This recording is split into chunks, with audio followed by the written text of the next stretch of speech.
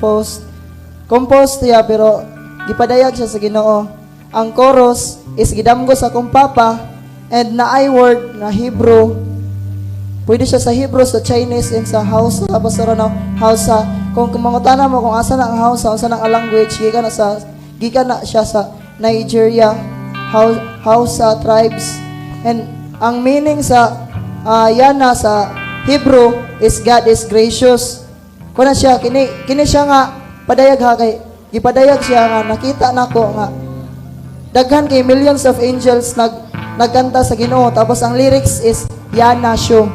Ang meaning sa Yana Shu, ang Yana sa Hebrew is God is gracious. Tapos ang Shu sa China, Yana Shu.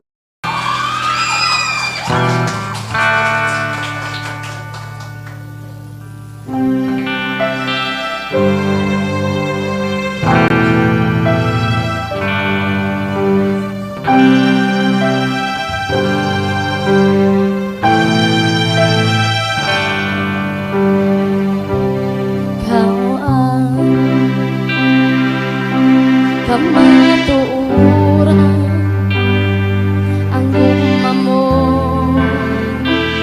dili ka bayran, gimugna mo tanang butang sa pulong lang. Yana Shu, Yana Shu,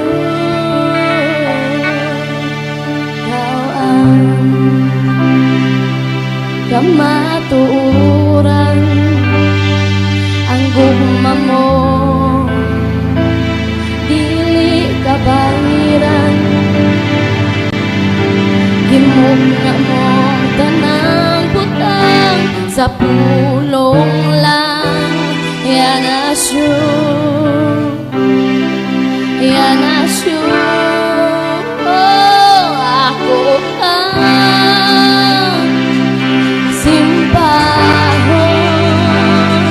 Ginoong Diyos nga balaan, ako ang hiupuan.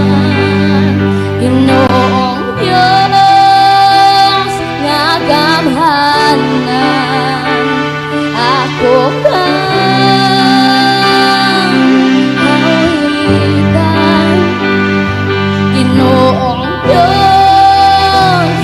mahigog maon sa tanan, ako